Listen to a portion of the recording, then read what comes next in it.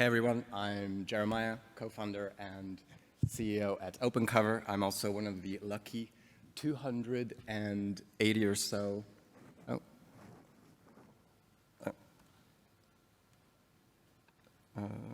Is it this that I'm supposed? Okay, sorry. I'm also one of the 280 or so lucky people in the world that got wrecked by the Terra USD DPEG, but then got unwrecked because I had purchased insurance, or more precisely, DPEG cover. And it was interesting because I had professional experience working with DeFi insurance protocols. On a personal basis, I had been using the product since like 2021, but it was the first time I had a claim, and it was also kind of the first time that the industry had a major stress test. More money was paid out in connection with the USD DPEG than any other event before it. So it was, it wasn't perfect, but it worked. People got their payouts, and it was a kind of fascinating moment or fascinating kind of experience to have. In fact, it was so fascinating that we decided to build the first data aggregator for the DeFi insurance industry. Really, the idea was to shed light on the different players, the different approaches, how much underwriting capital there was. And that's how we launched OpenCover. Long story short, we've been collecting data for 12 months now. A couple of months ago, we released what we believe to be the first comprehensive industry report on DeFi insurance. It's on opencover.com if you want to check it out. And really, this talk is sort of sharing the top 10 things we've learned in the process. So I guess the first thing, what we typically call DeFi insurance, is actually oftentimes DeFi cover. It is the sort of DeFi native on-chain equivalent to insurance. It serves the same purpose as insurance, but it is unregulated, which means that it does work a little bit differently. So for example, payouts are typically discretionary rather than contractual. There's no ombudsman, recourse, etc. We're seeing about, or I should say at least 15 teams working working as insurers, doing the underwriting. So there on the bottom, you've got the regulated players, so the ones offering sort of bona fide insurance, and on top you've got the on-chain ones offering the cover products. And really there, the main sort of difference, or one of the important differences anyway, between the on-chain providers is in the claim assessment. So there are different approaches. There's community voting. There's parametric approaches where effectively you can claim a payout automatically if a certain condition is satisfied on-chain. There's optimistic oracle approaches where effectively new claims are considered valid unless they're challenged within a certain period. If they're challenged, there's an arbitration process. And then there's the expert claims assessment approach, which is more similar to the traditional one. In terms of the kind of standard categories of products that you could find on the market today, you've got protocol protection, which will protect you against things like smart contract bugs, oracle manipulation, governance attacks. You've got DPEG protection, which is typically like stablecoin DPEG protection. You've got a new one, bridge protection. Basically, the idea there is that you pay a little bit more for your bridging transaction, but you get a guarantee of the outcome within a certain amount of time. And then you have the sort of non-retail ones, the slashing protection for validators to protect them against slashing penalties and/or missed rewards, and audit cover, which is effectively kind of like a guarantee on an audit. If a bug filters through an audit and then causes some sort of financial loss, the protocol can claim from the protection provider. Moving to sort of the core metrics of the industry. So here we're really looking at the on-chain providers mostly. It's a bit harder to get data for off-chain providers. So if we look at the top 10 on-chain providers and the associated underwriting capital, what we've seen in the last year is a drop of about 15% in the amount of underwriting capital. So that's the capital really backing the policy, the stuff that gets paid out.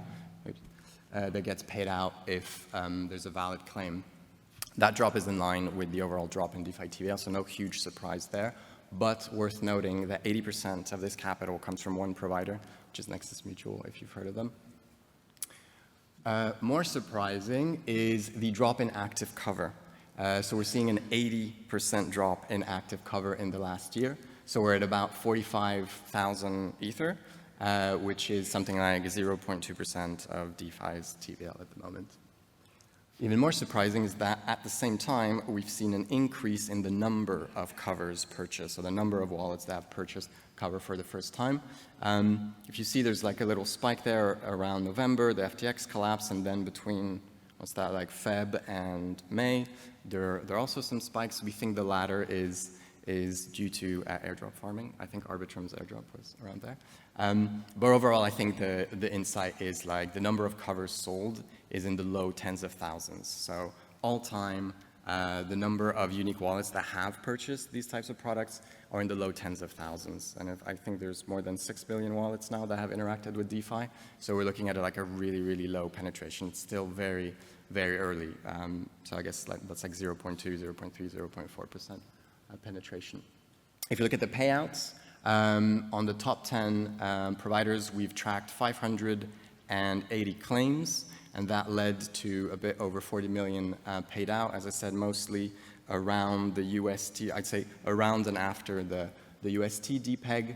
And if we look at what that means in terms of provider, cover provider profitability, if you look at the loss ratio, which is the ratio of the amount or like the funds paid out and the funds collected as cover premiums or cover fees, were above 100% for most of the providers that have had significant payouts. So that means that they've kind of paid out more than they've collected. So unfortunately, although it's a very important part of the ecosystem, it's not yet super profitable, I guess, to be a cover provider. But hopefully things will change soon.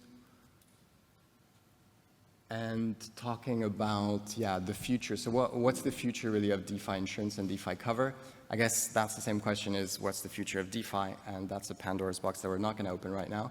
But what we will say is that on the provider side, we're expecting a continued shift to marketplace, to sort of marketplaces. So basically anyone can create a cover or insurance product. Anyone can fund the capacity for that product. Anybody can buy that.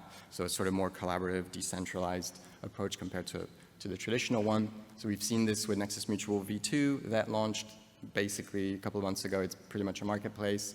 Other leading providers like Insurace are working on marketplaces, and newer providers like Neptune Mutual, Cozy, names are going to market directly with a marketplace product. On the protocol side, as we've been discussing for the last couple of days, or I guess if you were here at the workshops, we are expecting a focus on security architecture. So basically not just like preventing attacks, but limiting their impact if they do happen. So things like circuit breakers. And overall, we expect that will lead to lower premiums. And in terms of end users, we expect to see a lot more embedded protection. So that's protection, cover, or insurance offered at the point of transaction. So like in wallets, in portfolio trackers, in dApps, kind of like bridge cover, where you basically bridging, there's a toggle, you toggle it if you want to pay a little extra to have the outcome of your transaction guaranteed. I only have a minute left, which is perfect because that's the last slide. All right, thank you. Nice, thank you so much, Jeremiah. Maybe we have time for one question. Anybody have a question about DeFi insurance? All right, well, I think it's time for a break in that case. Thank you so much. Thanks.